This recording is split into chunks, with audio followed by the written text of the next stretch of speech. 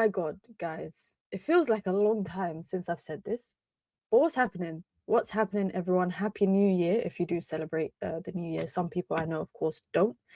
Big up to everyone locked in. Be sure to hit the like button. Be sure to subscribe as well. If you are new here, it is Friday, the 2nd of January, which means it's the second day of the year, which also means it's the second day of the January transfer window. So you guys can definitely expect to see a lot of talk about Manchester United and their transfer window and us being linked to some of the most randomest of players over the next couple of weeks.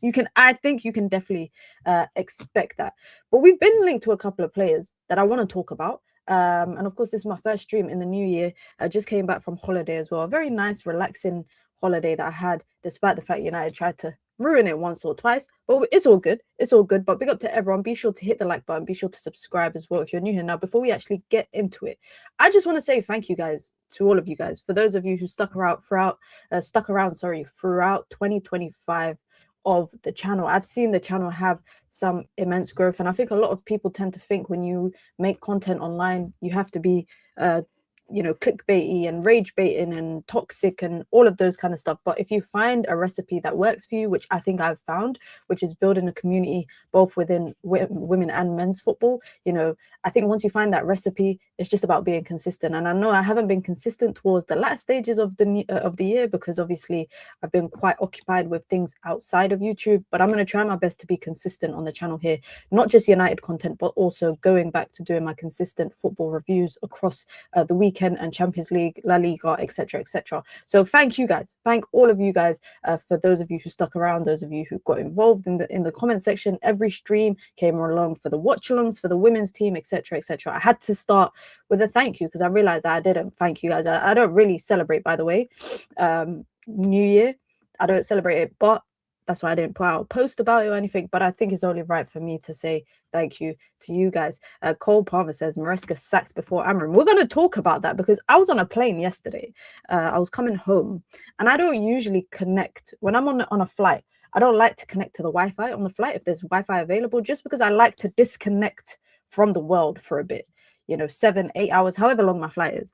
But yesterday, and also, to be honest, guys, when I'm on a flight, I tend to sleep throughout 90% of the flight. Before the plane even takes off, I'm asleep. But yesterday, I slept for about 6 hours of my flight, and then there was about an hour and a bit left. So I thought, you know what? Let me just connect to the Wi-Fi, see what's happening. And it's New Year's Day.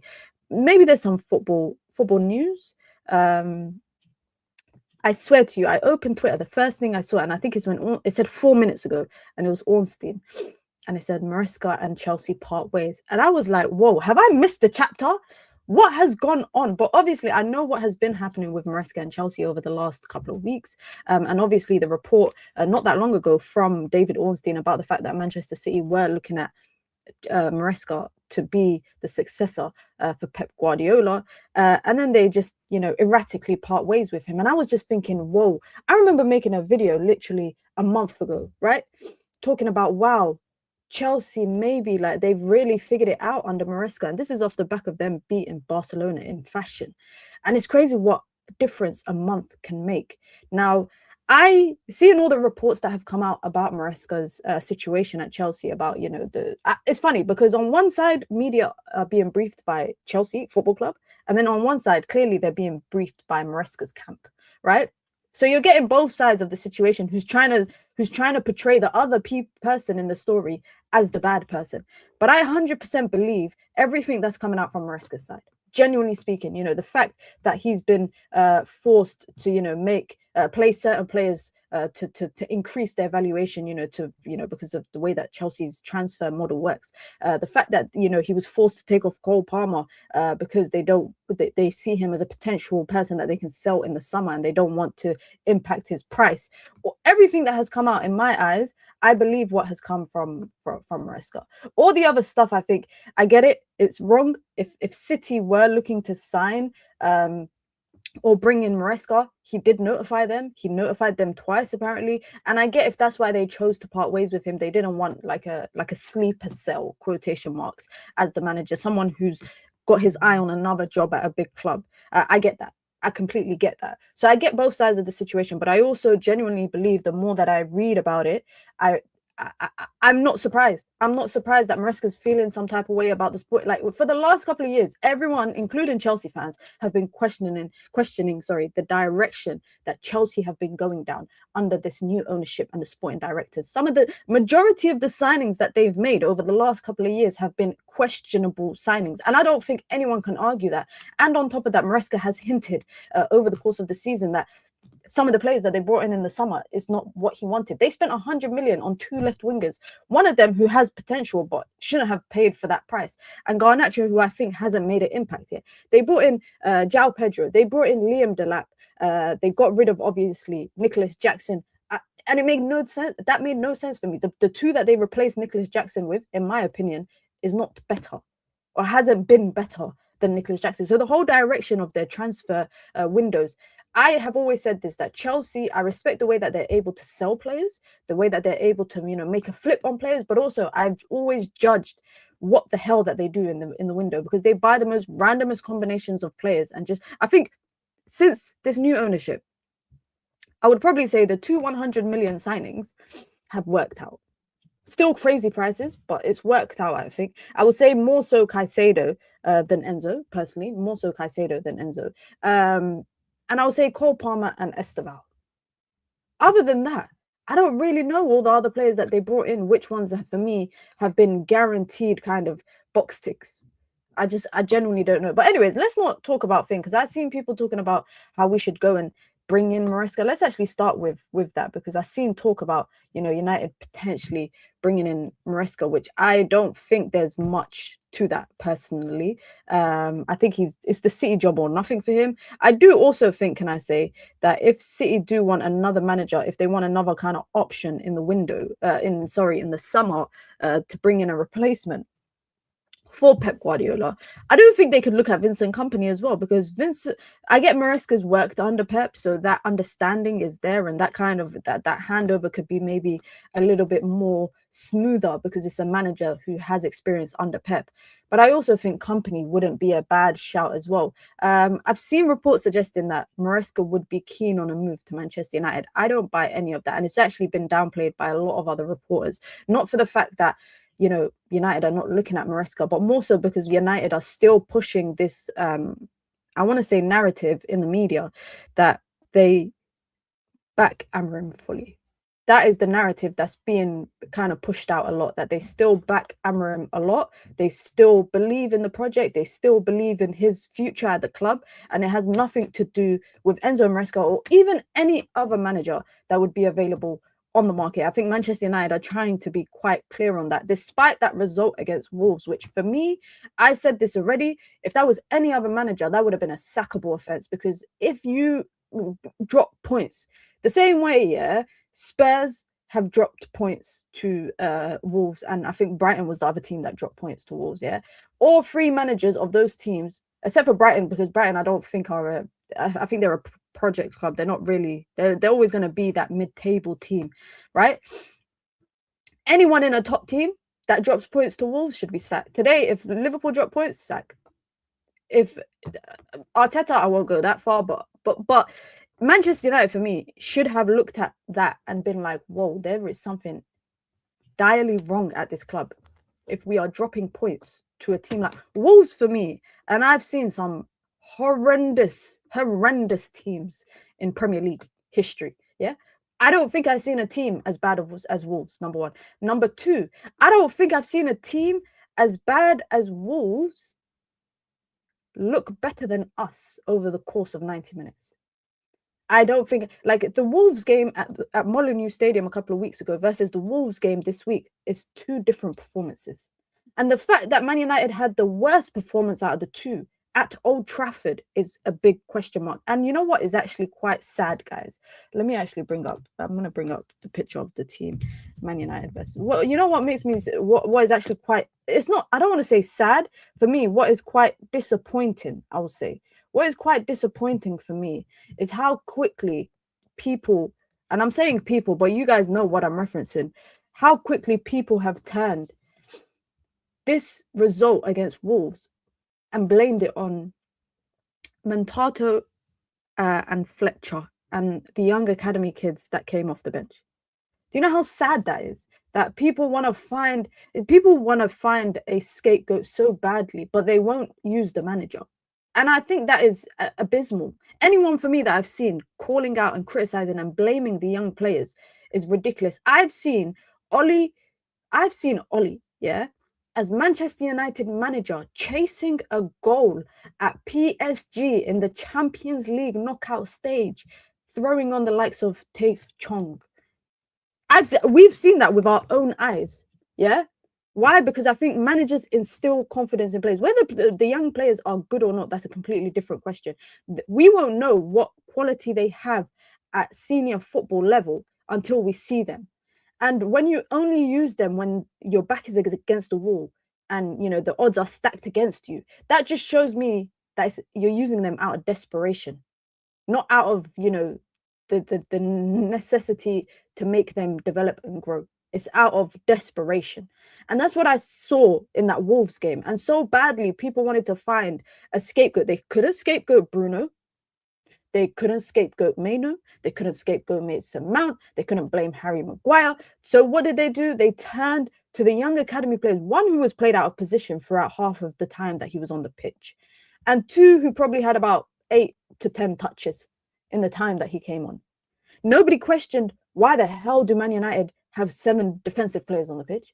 Nobody questioned why the hell does Manchester United make another centre-back change. No, I can't believe people are not calling that out. The fact that Manchester United changed their centre-backs every single game. At least one substitution will be guaranteed for that.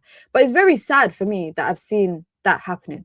And nobody defended these young players in the press conference or interviews after the game. Nobody defended them. Because I don't think that Wolves game is on anybody else but the manager. And you lot are probably thinking, why? He's not the one on the pitch. He's the one that set the team up like that. He changed the recipe that worked in the previous game completely to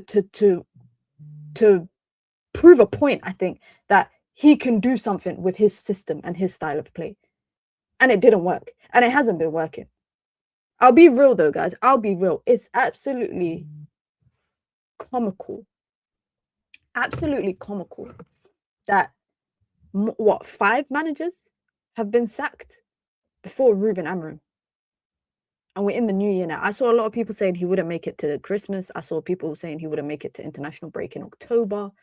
The question about whether he should have made it to that, that's a different kind of conversation.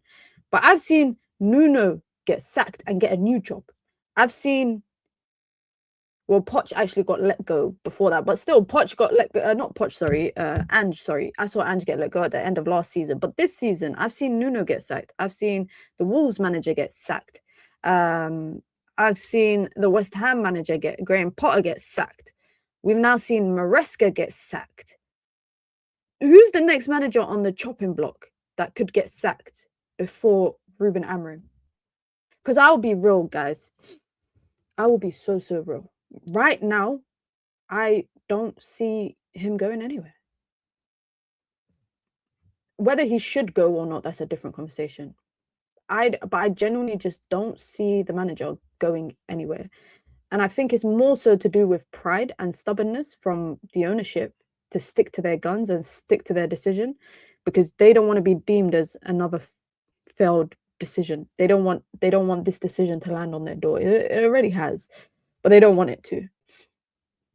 And that's why I don't say, oh, sacked it. I don't in my reviews after the game, I don't say this manager needs to go, because I know he needs to go, but I know he's not going. I know he's not gonna go, because if he was gonna go, he would have went after the Grimsby loss. If he was gonna go, he would have went after the Brentford loss. If he was gonna go, he would have gone after the City loss. If he was gonna go, he would have went in November. He would have went in December. Like, if he was gonna go, it would have happened, but it hasn't, because I can't imagine a lower moment this season yet, unless we lose like 10-0 to Arsenal or something. I can't imagine a lower moment in the season happening than Grimsby. I can't. And if he survived that, he's going to survive the rest of the season. And that's not me saying he should, yeah? It's not me saying he should. I'm thinking of, are the owners going to do it? They're not. They are not going to do it. They're not going to pull the plug on this, of whatever the hell this project is. They are not going to do that.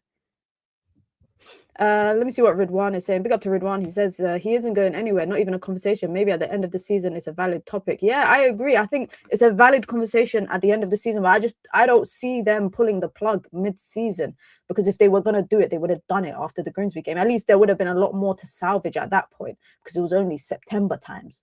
And this whole argument of United are still in a top 6 or a top 8 race. This league this season, yeah, I think if it was any other season where teams around us were more consistent, it would have been a different conversation.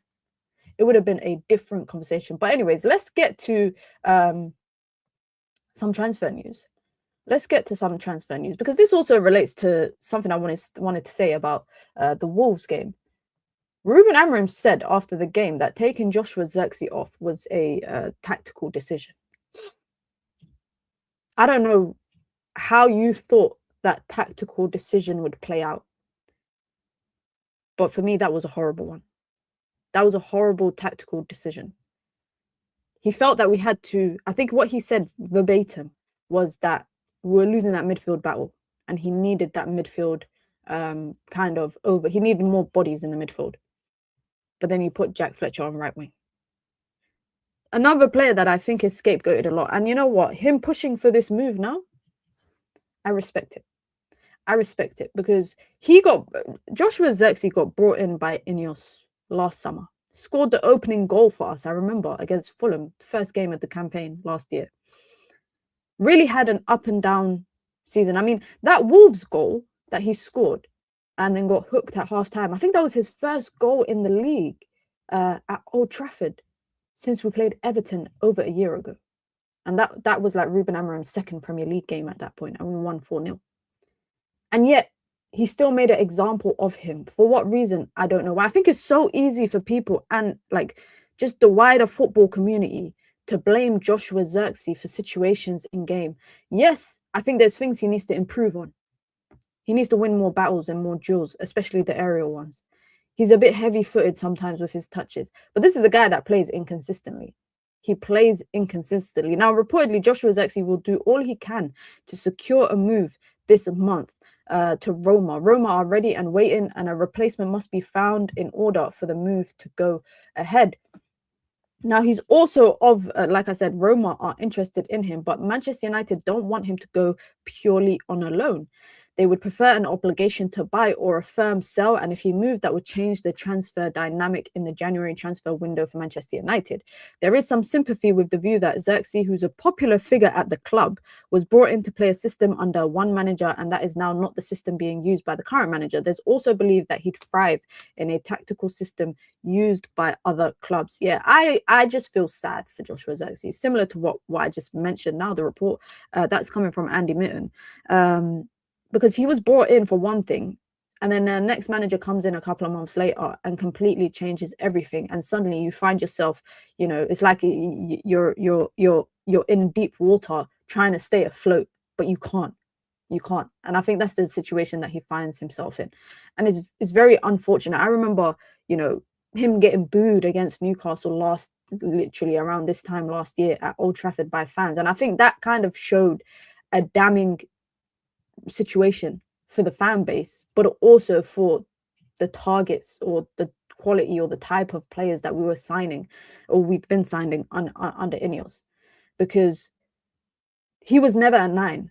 We needed a striker last summer, and Ineos decided to buy him. For what reason? I don't know, because even at the time I said this signing makes no sense. We don't need a guy that is a 9.5. We don't need a guy that is not scoring at a consistent rapid rate. We don't need that. We've been needing a striker to score goals, and then we brought Joshua Zirkzee. So at that point, you're questioning Ineos as well. Wolves' goal was top class. Amorim said something like, Josh is only playing because of injuries, which struck me as weird after Zirkzee had played well that game. Amorim doesn't like him. I think Amorim don't like a lot of players. That's just me saying like my opinion. It's not me. It's not me saying that it's a fact or anything. That's just my opinion. I feel like Ruben Amorim, there's a lot of people that he doesn't seem to like, and I think he also makes it clear what his preferred 11 is. The thing with Ruben Amorim is that the worst thing that can happen to him is injuries of his favorites and also his most important player. Like right now, this time, with Ahmad and Mbeumo and Mazraoui being at AFCON, Bruno being out, Mount being out, Maguire being out, De Ligt being out, etc. That is the worst thing that can happen to Ruben Amorim, because it's not the fact that we found him out already. Right now, I think he's showing his true self. Because before Ruben Amorim had the opportunity to hide behind the idea of, like, oh, players have to fight for their spot and blah blah blah, and I found things that work and blah blah, like he could hide behind that. But now that your favorites are not here, your captain's not here, your preferred players are not here, with all of that happening now, there is nothing else for you to hide behind. And we're going to talk about Kobbie Mainoo as well, because I think that's another thing that I think there's more to it. Now, I want to talk about this. Because, listen, you lot know me, I love Mateta. I was advocating for us to sign him in the summer. So why the hell didn't we? If we were just going to be linked to him in the January window, why the hell did you just not buy him in the summer when you dropped 80 million or 72 million on Benjamin Sesko, who I think is still trying to find his foot in the league? He's still trying to find his foot in the starting 11. I think he's still trying to figure it out. So why are we now linked to Mateta when he was there and available and probably could have been brought? Now, let me just say one thing. I'll say what the report is before we get into it. It's been reported by Sky that Manchester United have a long-term interest in Jean-Philippe Mateta, although the club are not actively looking to sign a striker this window. He may be someone they are more seriously looking at if he becomes available. Also, if Joshua Zirkzee does leave, Manchester United will be looking to bring in another attacker, and that's been confirmed by Sully, so shout out to Sully as well. With this guy here, he's available in the summer. Yes. At this point, by the way, can I say, Arsenal hadn't signed Eze. 29 years old. Premier League experience. Premier League proven, in my opinion. That he ticks the box that Mbeumo and Kone ticked, except for his age. The age thing is not a factor. And if United are genuinely obsessing over age when it comes to signing players, that's pathetic. And I feel like football has become this pathetic, decision. It's been this whole age thing has become a pathetic decision in football nowadays, where everyone's obsessed with age. Bring me an experienced striker, of 27, 28, 29, approaching his prime time years. Bring me that any day of the week than a young talent with a ceiling that is not confirmed. I will take the experienced strike. It's like if you told me that we would not sign Robin van Persie because of his age. I don't care about that. If he's proven and he's experienced, and you're going to get the best of 2-3 years out of him at top level, I will take it. And Mateta should have been one of those ones. He was available in the summer. I remember so many streams during the summer for the transfer window, just saying, why are we not going for Mateta as an option? And now you want to be linked to him. Now you're saying we've got long-term interest in him. Now it's being reported that, we might. Crystal Palace are not going to let him go in the January window. Let's keep it a buck. Unless it's an offer that they can't reject. I don't think Crystal Palace will let him go. I think with Crystal Palace as well, going into the summer, it might be something to capitalize on. But I also think there will be a bit of uncertainty around quite a lot of stuff at the club. Wharton's situation. Mark Gahey's going to leave on a free in the summer if he doesn't get brought this January window. Glasner doesn't want to sign a new deal. So there's going to be a lot of uncertainty at Crystal Palace in the summer that a lot of teams might capitalize on that and be like, you know what, let's go and poach this. I think offers will be in for Munoz. I think there will be offers in for Mateta. I think Wharton, there will be offers in for him as well. Mark Gahey is either offers in January window or he's gone in the summer after the World Cup. And who else? I'm trying to think who else. I think those will be the main 4 players. Tyreek Mitchell, I don't think there will be offers for him. I think not in a bad way, but I think Crystal Palace is comfortable for him.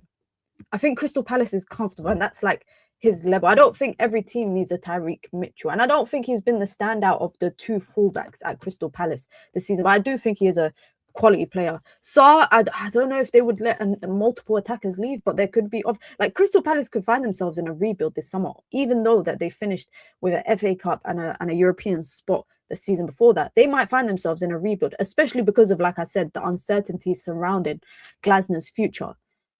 I'm not keen for Mateta. I can't lie. He's a good striker, but he needs a lot of chances before bagging. And the way Amorim deploys a striker in this system is terrible. Listen, I shout out to Liban because we did a video on Liban's channel like last week, and we were talking about transfers to 5 players that United should sign in January in the summer. And I remember every time we were talking, we kept saying AA. Every time we were talking about a player, we kept saying AA. So I want you guys, when I'm talking about the summer transfer window, please keep the term AA in your head, which is after Amorim. AA stands for after Amorim. When I'm talking about the summer transfer window and players that United should sign and etc., I'm talking about life potentially after Ruben Amorim, because I will be very shocked if he's still here come January summer transfer window. I'll be very, very shocked. Unless Man United have a strong 5.5 months now of a football campaign, I will be very shocked if Ruben Amorim is still here. And if he is still here, then I guarantee you guys, we will not sign the caliber of players that we should sign. It won't happen. It won't happen. And if he actually stays after this summer, I think United would have just wasted 2.5 years of this quotation mark rebuild. And Mateta needing a lot of chances to score. Every striker does. I've never seen a striker with a 100% conversion rate or a 90%, 80% conversion rate. It's just the quality of his ability to finish chances is higher than maybe what other people have. You know, Benjamin Sesko against Wolves, for example, he had what? I think it was about 4 chances. Do you know that chance that came to Sesko where it looked like he was coming back from an offside position, but he was actually onside? And Mateta puts that away. A lot of other strikers, in my opinion, puts that away. So yeah, Mateta, like every other striker, might need a number of chances before he bags, but not at the level of what we have right now. And that's not me saying Benjamin Sesko is crap. I like Benjamin Sesko. I think he's got a lot of potential. I just don't think right now he's proven his value and his worth. And that's not me being harsh or anything. He's a young guy that has a lot to learn. But I just think with those 4 or 5 chances he had against Wolves, Mateta puts at least one of those away. And that is the difference between having an experienced player who can finish well versus someone that is quite cold turkey, that is still quite, what's the word? He hasn't warmed up yet. Benjamin Sesko has not warmed up yet. So people just got to be patient. I've seen a lot of people calling him out. I've seen a lot of people going after Benjamin Sesko. I've seen a lot of people going after Matheus Cunha. I've seen people saying, you know, Cunha is not an upgrade on Marcus Rashford. I don't know how Marcus Rashford has come into the conversation. He has not played a game for Manchester United in over a year. But people still want to mention him when they're talking about our new signings. And I did say, leading up to AFCON, I did say the AFCON period will teach us a lot more about Manchester United under Ruben Amorim than probably what the last 12 months has. Yes, the last 12 months have shown us exactly what we are, but I can now fully hand on my heart say that United suck under Ruben Amorim. And any other former Manchester United manager, in my opinion, I think they would have gotten better results during the AFCON period than what we've done so far. And that's why I don't believe, Amad and Mbeumo have been very key for us this season, but that's what happens when you put all your trust and weight attacking wise on individual brilliance from specific players. That's what happens when you don't have a cohesive team where everybody contributes to build up, where we build up in consistent patterns. When 1 or 2 players are not in the 11, you will feel the repercussions of it. And we have been feeling it. I have to say, but that Wolves game, that's enough to go off. That Wolves game this week is for me enough to go off without a shadow of a doubt. Now, I wanted to talk about this guy as well before we get into incomings.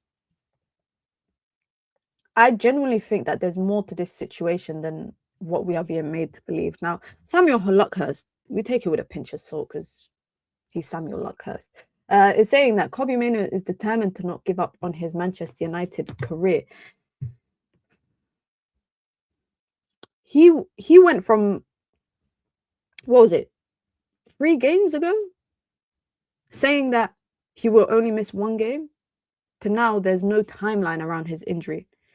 There's no confirmation around what his injury is, number 1. Number 2, how long he's going to be out. Ruben Amorim reportedly in his press conference ahead of the Leeds game on Sunday has confirmed that he does not expect any of the injured players to be available. So we got the same probably match day squad that we did against Wolves, against Leeds, and that is going to be a completely different game against Leeds. But I personally think there is more to what is being let on than what we are aware of. There is way more to the situation regarding Kobbie Mainoo and his future at the club. And the reason why I say that is because I genuinely think that Ruben Amorim has. I think he's in exile. Kobbie Mainoo is in exile. I don't think he's. I think it's going to be a situation where it's either he don't come back and he goes in the January window, or it's who survives first. It's survival of the fittest, Amorim or Mainoo. That's all I can think of, because I don't think there's enough transparency. Like before we had transparency regarding injuries, right? Matheus Cunha got injured randomly. They said he'd be out for about a week or two. He came back after a week or two. You know, there's been injuries where we're like, okay, the player will be back in X weeks. This is the injury that he had. When Cunha got randomly injured, we were told it was a head injury that he picked up in training a day before a match. With Kobbie Mainoo, all we've been told was he picked up a knock in training. A knock doesn't keep you out for this long. A knock does not keep you out for this long. De Ligt and Maguire, I don't know what injuries they have. Genuinely speaking, I don't know what injuries they have. But I think that there is definitely more. I think there's more to this than what is being let on. The system argument is dead. Van Gaal and Amorim have given us a system and both have sucked without individual brilliance. You know, with Van Gaal, yeah, and this might be a bit of revisionism, I think that Van Gaal did more. He did more with what was available than what Ruben Amorim has done. Bear in mind, Louis Van Gaal, we brought in a lot of players, but we got rid of a lot, right? Louis Van Gaal took us to an FA Cup final and won it and got sacked. He went into that FA Cup final knowing, regardless of the outcome, he was getting sacked. He gave how many academy players platforms that, not just out of desperation, because he genuinely wanted to platform them. He genuinely wanted to give them a place to play football. Fosu Mensah, he gave Marcus Rashford his debut when he probably had no business giving Marcus Rashford his debut, number one. Marcus Rashford is a situation for me that is like, it's always like, oh, if something, it's a domino effect. Martial gets injured in a warm-up, Rashford comes on. If your number one striker got injured in a warm-up under Ruben Amorim, do you think he's going to send on the young academy kid that hasn't played? He's not going to do that. He will probably play someone out of position and change the way that you're playing, and then bring on that academy player at 80 minutes in. Like, you like saying it, Van Gaal had Chris Smalling balling out. Van Gaal did more for me, in my opinion, than Ruben Amorim has done. And Ruben Amorim, I think, has had a lot more at his disposal than Van Gaal did, genuinely speaking. And also, can I just say, Van Gaal came into a, I will say, more difficult situation than Ruben Amorim did, right? Because Van Gaal came in off the back of David Moyes' time at Manchester United. That wasn't really a good situation, but also off the back of being the manager to come in after Sir Alex Ferguson is no joke. Being the manager to come in after Ten Hag and all the other managers that have failed before him, I don't think there's as much weight on your shoulders, which is why the room for what's it called? The room for, I would say, discipline or the room for error was minimal when it came to managers who came after Sir Alex. But the longer that it's become since Sir Alex Ferguson, the more margin of error you have, because it's, oh, United have been bad for the last decade. But with Van Gaal, it's, oh, you know, Man United have only been bad under David Moyes. So you need to be good. You need to be good. And system-wise, don't get me wrong, Van Gaal had us playing boring football. Boring football. I can't remember how many draws we had in a row at one point. But what I will say is that the situations were completely different, in my opinion. That's just in my opinion. But back to the Kobbie Mainoo thing, I just want to say with Kobbie Mainoo, I genuinely think that there's more to this. And I will be so disappointed if he leaves in January. But also, I think I've said this before, is that he should leave for the future of his career. And that for me is applicable to anyone at Manchester United who feels like they are not being used or platformed properly in the correct way. Look at Lenny Yoro. Let's actually, please let's talk about Lenny Yoro. Because what I've seen from fans, what I've seen from fans about Lenny Yoro, I can't believe it. I can't believe what I've seen about Lenny Yoro, right? I will say one thing, right? I've even said it in my match reactions. I've said it in my match reactions that, you know, Aiden Heaven has been the better of the two. I still think there's quality in Lenny Yoro, but rather than picking at his errors and his the inability of what he's been doing in game, why is no one asking why we've brought a young, well sought after centre back over a year and a half ago, and why has he regressed? Why has he regressed? He went this season, not playing much. Has the guy finished a 90-minute game for Manchester United under Ruben Amorim?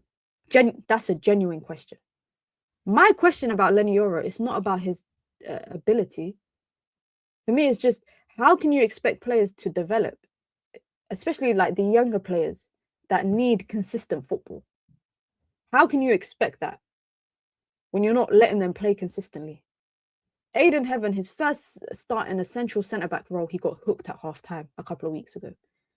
Since then, he's continued to play there, but he comes off because the manager likes to make centre-back changes. Same with Lenny Yoro. It's either if he starts, he comes off, and if he doesn't start, he comes off the bench, maybe, for 10 or so minutes. But I just think that the conversation about Lenny Yoro, it shouldn't be focused on him per se, but it should be focused across the broader channels of the younger players. Why are we not developing young players consistently over the last 12 months? Why are we not seeing a consistent improvement in at least one player? They've all regressed. Last year, Lenny Yoro, I watched him get cooked by Kamaldeen Sulemana, right? Against Southampton. Less than 12 months later, I see him get cooked again. In those 12 months, what has happened? Kobbie Mainoo, another young player. Seen him regress over the last 12 months. What has happened? We don't really... And when people make the argument about Ruben Amorim, I think Man United having one of the lowest age averages or one of the most minutes for players under 23. Yeah, I saw this argument on Twitter the other day. By the way, whilst I've been on holiday, guys, I haven't really been on Twitter reading about, I got on Twitter during a match day, that's it. The meltdown after Wolves, I didn't even see it because I'm like, I don't want to see this stuff. I really don't. But I opened Twitter the other day and I saw someone saying that Ruben Amorim or Manchester United have the most minutes for players under 23, which is that is very skewed, and there's no genuine argument behind that, because there's players like Ahmad that fall under that bracket.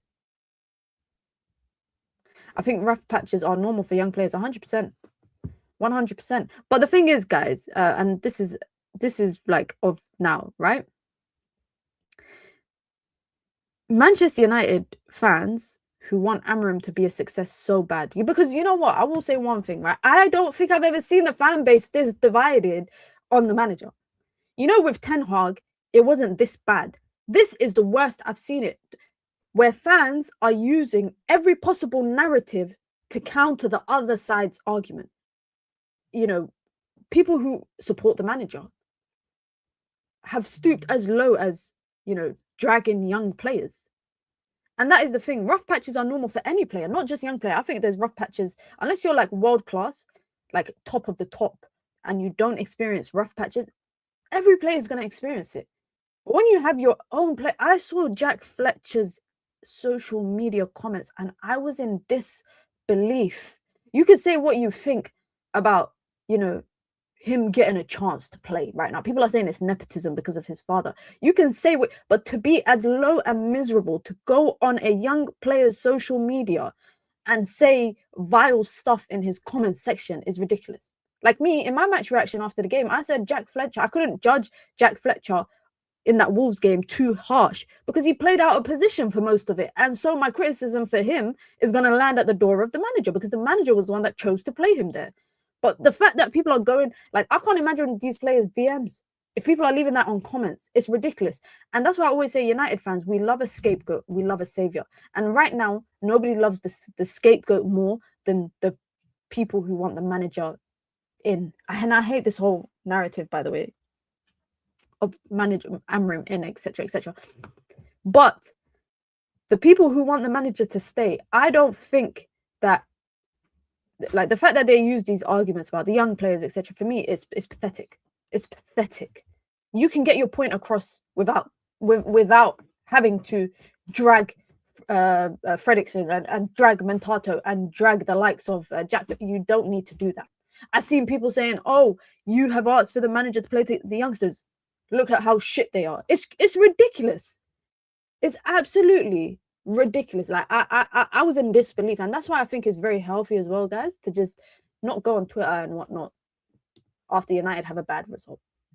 I think that is, if there's one thing you learn from what I'm lecturing y'all about now, is that.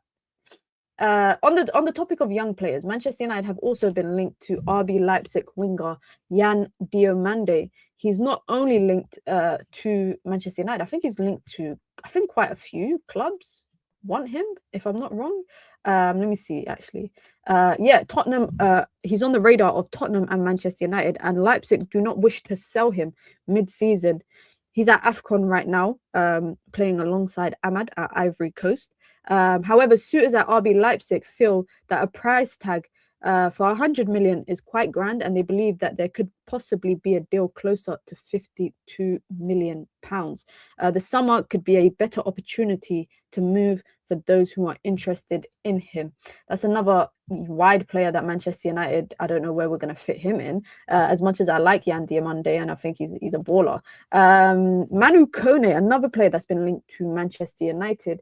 It's believed to be that Inter Milan is his dream destination. Roma do not want to sell him in January and would prefer a summer move. However, Manchester United, PSG and Atletico Madrid are also interested in him.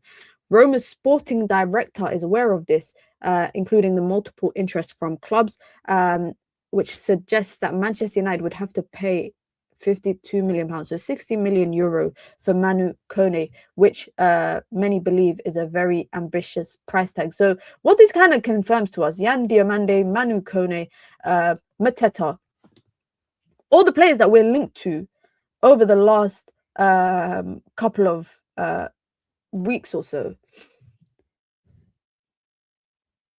Man United still need more players.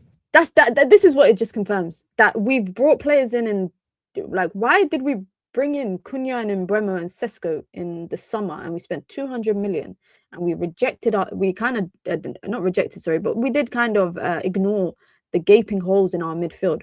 Why did we do all of that just to, in January, be linked to 2 more attackers?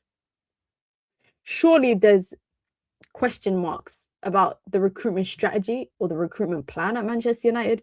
If you signed Benjamin Sesko, but you potentially might bring in Mateta, or you're linked to Mateta, or you brought in Cunha and Mbeumo, and now you're looking at Jan Diomande. I think, can I say, I was on holiday when it happened, so I didn't actually get the chance to do a stream talking about it. But I will say one thing, guys. I will say one thing.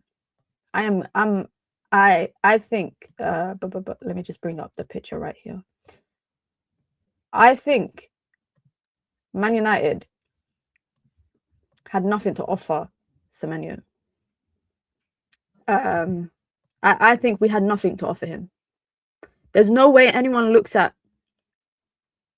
the players, or there's no way a player who doesn't play at United, or a player that United want, there's no way they look at what Manchester United is right now and think, I want to go there over the likes of the other big 6 clubs that could line up for them. When Manchester City won you, no matter what people have to say about, the 120 charges, etc., Pep's future, the number of players that they have in each position, Manchester City right now, and this is not like, I hope you lot don't think I'm a fake United fan for saying this, but Manchester City is a more desirable destination for a player like Semenyo than Manchester United, and that's the right choice. That is the right choice, because Manchester United would bring in a player like Semenyo. I'm seeing people talking about playing him at left wing back. Left wing back. Oh, Ahmad plays at right wing back and he's a right winger, so Semenyo can be a left wing back. Are you kidding me? That's pathetic. That is ridiculous. And also, no one's questioning why the hell Man United would bring in Semenyo to play him at left wing back when we just brought a left wing back this time last year in the January window and we spent 36 million. By the way, I saw the sporting director of the team that we brought, Patrick, the Lecce sporting director, said that they couldn't believe when they got an increased offer for Patrick Dorgu because he was replaceable and they were going to replace him. But when Man United made that new offer of however much, 36 million pounds or whatever we paid for him, they had to accept it because they knew that they would never get a deal like that again. But Manchester United is slowly becoming an undesirable destination for players that want to compete at the top level. You got a manager who is so stubborn, like he said, even the Pope wouldn't make him change his decision, and he's a devout Christian. He's a manager that is willing to publicly undermine and criticize and throw his players under the bus when things are not going right. But he's also a manager that has said, you know what, I think that people don't do it. I said it at the time when it happened, when Ruben Amorim said that this is the worst Manchester United team ever. I don't think he realized the mental repercussions of those words. So why would a player want to come to Manchester United when, number one, you see the fan base and how quick they can drag you through the mud when it's not working out, number one. Number two, when you've got more desirable destinations and more desirable clubs to go and play for, which can guarantee you competition in top flight football. You know, you go to Man City, you're going to be competing with the best in Europe. You know, you're going to be competing with the best in the Premier League. You know you're going to be, despite the fact that, you might have multiple players playing in the same position as you know that you will get your shot. People are saying, oh, Man City, they brought Omar Marmoush and then they brought in Ryan Cherki and now they're bringing in Semenyo, because that's what big clubs do. You get the best of the best. And Manchester United for me is the only football club where it sounds like it's wrong to have two good players in one position. Oh, if X player doesn't play, then the other player is always going to play. Why can't we have two quality players in each position? Why does it have to be one good player in each position? And yeah, so I never really got the chance to talk about the Semenyo thing. But I think him going to Man City makes sense. They don't need him, but they can do with him. And that's the luxury that they live in. They don't need players all the time, but they can do with those players because they want to make long, hard-fought runs in Europe, in the Premier League, etc. And you're going to need that depth across every single position. Every team, look at Arsenal. Arsenal have quality in every position, depth-wise. So when players are out injured, there isn't a major drop-off. Us, the second our number one starters get injured, we're left hanging on by a thread. Because apparently we can't have multiple good players in each position. Apparently, that's the rumor. But yeah, I think Semenyo, personally, in my opinion, I think he made the right choice, and I hope that doesn't make me any less of a fan than the rest of you guys for me saying that. But listen, guys, who we got? We got Leeds. Flipping hell, man. We got Leeds on Sunday. By the way, why is the game on at 12:30 on a Sunday? The games on Sunday, they're all on at random times, but we have Leeds at 12:30 followed by a midweek game against Burnley. So it's two, I'm going to say, choppy teams that we're playing, two teams where I don't even know what the result's going to be like, especially Leeds. They will be up for it. Leeds will be up for it at Ellen Road, back in the Premier League, after they've just got a draw against Liverpool. They got a draw against Sunderland. They beat Palace. They haven't lost actually since the 29th of November. So over a month ago to Man City, and that was 3-2. They could have probably got a point from that. But they've been on a decent streak now. I think they've actually only just won 2 and 7 or 2 and 6. But they're playing decent. And they will be up for it. Right now, chips will be stacked against us, backs against the wall. Away, this could be the the straw that broke the camel's back. And I might find myself regretting saying this, guys, but this game genuinely might be the straw that breaks the camel's back, because if Manchester United go away to Leeds, one of their staunch and fiercest rivals That rivalry is serious, guys. I'm talking about fists flying outside of the stadium kind of rivalry. Yeah. If we go to Ellen Road and we lose in a humiliating fashion, I don't know what else anyone in Manchester United's hierarchy need to see for them to not make a decision on the manager there and then. Genuinely speaking, if Man United managed to shithouse a win, it might have to be one of those, I think, with the prospect of the players that we have and what we have available. I think it might be a game where it's going to be a tough 90 minutes of football to watch.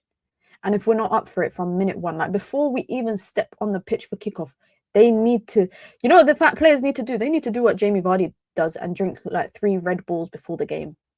They need to do that because we need to be up for it from minute one, because they will. Leeds will be up for it. Their fans will be up for it. Their manager will be up for it. Everyone there will be up for it. So if we're the only people that go there, go to Ellen Road, and we're not up for the match, we're not up for the 90 minutes of pure doghouse football. If we are not up for it, it could be a damning situation for us. It could really be a damning situation for us. I'm not going to do prediction. I'm not going to do any of that stuff. And I think Leeds have okay. Let me look at the table because I want to see exactly what the table looks like. We've conceded 29 goals. Leeds have conceded 32 goals. They look quite rugged. You know what? When I was watching them against Liverpool the other day, I was just thinking, that's all I could think. That's all I could think. This is not a time off the back of that Wolves game. Personally, it's not a time for me to want to play Leeds. Not because I'm scared of the football team, but I'm scared of what the result could do to the fan base. But like generally speaking, like the Wolves game, it would have been ideal for us to play a game where, you know, there's no hype around it. There's not a lot of hype around it. But knowing the rivalry behind Manchester United and Leeds and knowing the situation coming off of the back of the Wolves game, it's going to be tough. It's going to be a tough game to watch. But I'll definitely be dropping a match reaction after that. Before we wrap it up, guys, I just wanted to ask, who has been watching AFCON? Have you lot been enjoying AFCON? I don't think there's any AFCON today. I think it's on tomorrow. Yeah, I've been enjoying AFCON. It's been all right. I did say I might do watch-alongs, but I lied. I probably won't do watch-alongs just because I think the watch-along thing is quite saturated when it comes to AFCON. Everyone's doing watch-alongs, and I just enjoy watching the game by myself. But I have been enjoying it, and it sounds crazy to say I hope Sudan beats Senegal tomorrow. I love Senegal, but I love Sudan too. And between the two of them, Senegal, of course, African giants, you know, Sadio Mane could take them to a second AFCON under his tenure with the national team. But I just think with the story with Sudan is so beautiful. And if you lot don't know, there is currently a war/genocide going on in Sudan. So the fact that they're able to give their country something to look forward to and to enjoy in such tough times, for me, I just want Sudan, to do well. So Sudan and Senegal is tomorrow, and then it's Mali versus Tunisia as well. And then followed by that, it's going to be, I think the draws are pretty good, by the way. Morocco versus Tanzania and South Africa versus Cameroon, which I think will be the game of the weekend. And then Egypt versus, there's quite a lot of game. Egypt versus Benin. I think it's going to be like I think it's going to be like a Nigeria versus Egypt quarters. I think it will be Morocco versus Cameroon quarters. I think it will be Algeria versus Ivory Coast quarters. But I think DR Congo could actually nick it from Algeria, and I think it'll be Senegal versus Tunisia. I think it's going to be a North Africa versus West Africa quarters, semis, and then a final. I think that's going to be the case. I definitely think that's going to be the case. By the way, I don't know if you lot know, Gabon finished rock bottom of their table, and you know politics and football shouldn't mix. The government of Gabon have dissolved the football team. I've never in my life seen a government dissolve a national football team because of their humiliating performance at AFCON, and they've also banned 2 players from ever playing for Gabon again, which includes Aubameyang. I think Aubameyang actually left Gabon's camp before the final game of the group stages because they had lost 2 in a row. He knew that no matter what happened, they weren't going to go through as third best or anything. Bro dipped. He dipped. He said, peace, I'm out. And he left. And now he's been banned from ever playing football. Oh man, big up to DJ with the super chat. Big up says, big up Minnows DJ, hope you're good. Yan Diomande is exactly what we need. Big up DJ, man. I appreciate the super chat. Aminor with the super chat. Marcel's lawyer. Why is that your name? I've been a member for 25 months. Wow, 25 months. That's 2 years and a month. Minna, look at the Sunderland manager compared to Amrim.